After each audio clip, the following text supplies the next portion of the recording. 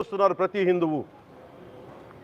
దీంట్లో మిగతా మతాల ప్రస్తావన కంటే కూడా నేను ఎక్కువ ప్రస్తావన చేస్తుంది హిందూ ధర్మాన్ని పాటించి వాళ్ళు వ్యక్తిగతంగా పాటించి బయటకు వచ్చేటప్పటికి మీడియా వారి కోసమో లేదంటే ఇంకొంత ఎవరైనా సాటిస్ఫై చేయడం కోసం తెలియదు, కానీ సాటి హిందువులు తోటి హిందువులను తిడతా ఉన్నారు. ఇది చాలా ఆక్షేపణీయం. దీంట్లో నేను ముస్లిమ్స్ నిందించట్లా, అది క్రిస్టియానిటీ నిందించట్లా, కానీ బాధ్యత తీసుకున్న హిందువుల్ని నేను నిందిస్తున్నాం. బాధ్యత మీది. మీరు యథాలాపంగా వచ్చి ఇది పొలిటికల్ పదవులు విగ్రహాలు పోతే మేము ఇల్లు కట్టుకుంటాం, వాకిళ్ళు కట్టుకుంటాం, ఏం మాటలవి?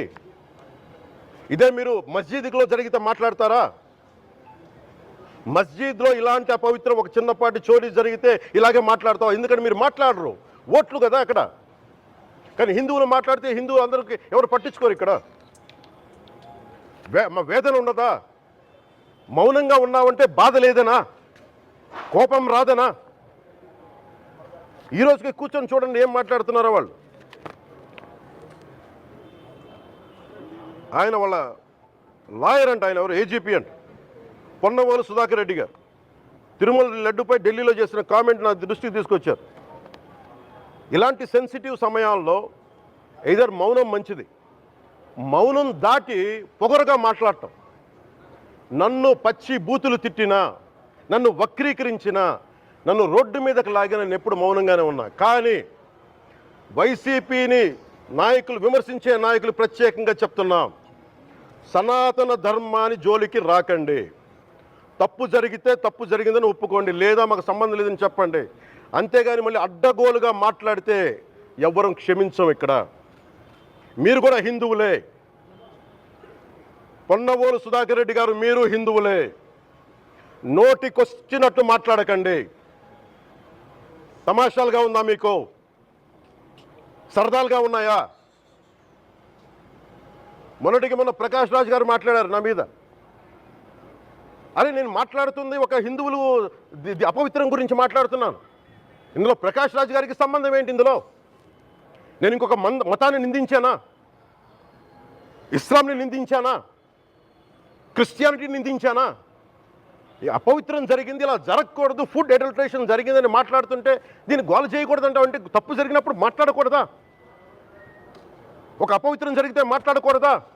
దేవతా విగ్రహాలను శిరచ్ఛేదం చేస్తే మాట్లాడకూడదా? ఏం పిచ్చి పట్టింది ఒక్కొక్కళ్ళకి? ఎవరి కోసం మాట్లాడుతున్నారు మీరు? ప్రకాష్ రాజ్ కూడా చెప్తా ఉన్నాను, నాకు మీరంటే గౌరవం, I have extreme respect for you. కానీ when it comes to secularism, Prakash Raj garu, it is a two-way, not one-way. I have extreme respect for you. You know that. Mere secularism is always two-way, it is not one-way. హిందువుల మీద దాడి జరిగినప్పుడల్లా వచ్చి మాట్లాడటం తప్ప, అన్య మతాల మీద జరిగితే నేను కూర్చొని ఇంతమంది కౌలు రైతులకు ఇచ్చాను, ఎంతమంది ముస్లిం ఇస్లాం రైతాంగానికి ఇచ్చాను నేను. ఇదే ఎన్ని మద్రాసాలకి డబ్బులు ఇచ్చాను నేను, 25 లక్షలు 30 లక్షలు ఇచ్చాను, నేను ఇచ్చినవాడిని. నేను నాకు అన్యమతం ఇస్లాం మీద గౌరవం ఉన్నవాడిని, క్రిస్టియానిటీ మీద గౌరవం ఉన్నవాడిని, చిన్నప్పటి నుంచి కూర్చొని మిషనరీ స్కూల్లో చదువుకున్నవాడిని. నా టీచర్ చెప్పిన సూక్తి, తను తగ్గించుకున్నవాడు హెచ్చింపబడినని చెప్పి బైబుల్ సూక్తిని ప్రతిసారి కోట్ చేస్తూనే ఉంటాను. ఇది నా గౌరవం, ఇది నేను చూపించే గౌరవం. మీరు మాట్లాడితే కూర్చొని నేను పాటించే ధర్మానికి అపవిత్రం జరిగినప్పుడు నేను మాట్లాడకూడదు, మౌనంగా ఉండాలి. సెక్యులరిజంకి విఘాతం అంటే ఏంటి? సెక్యులరిజంకి విఘాతం నా ఇంటి మీద దాడి జరిగినప్పుడు నేను మాట్లాడకూడదా? నా ఇల్లు 10 మందికి ఆశ్రయం ఇస్తుంది. నా సనాతన ధర్మం అన్ని ధర్మాలకి ఆశ్రయం అయితే దానికి దాడి జరిగినప్పుడు, దాని మీద అపవిత్రం జరిగినప్పుడు దానికి కూడా మాట్లాడకూడదంటే ఏం మాట్లాడాలి మీతోటి? Prakash Raj garu, you have to learn your lessons. I respect you. It's not just Prakash Raj garu, all the people who thinks in the name of secularism, you're going haywire. Let me tell you guys, we are extremely hurt. Don't make a mockery out of our sentiments. We are deeply, deeply hurt. It's not fun for you, fun for you. Maybe it might be fun for you. It is not fun for us. It's a deep anguish, deep pain. Don't you ever forget.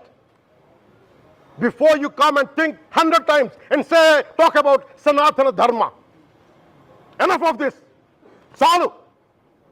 ఇష్టానికి మాట్లాడుతూ ఉన్నారు సనాతన ధర్మం మీద. అయ్యప్ప స్వామి మీద మాట్లాడతారు, సరస్వతి దేవి మీద మాట్లాడతారు. అల్లా మీద మీరు మాట్లాడగలరా? మహమ్మద్ ప్రవక్త మీద మీరు మాట్లాడగలరా? జీసస్ మీద మీరు మాట్లాడగలరా? అందరూ కూర్చొని సనాతన ధర్మం మీద, వినాయకుడి మీద జోకులు వేస్తారు, దుర్గాదేవి మీద జోక్స్ వేస్తారు, సరస్వతి దేవి మీద జోక్స్ వేస్తారు. మా మనోభావాలు గాయపడవా? మాకు బాధ ఉండదా? అందుకే నేను ప్రతిపాదించింది ఏంటంటే ప్రతి దానికి రావలేకపోతున్నాం.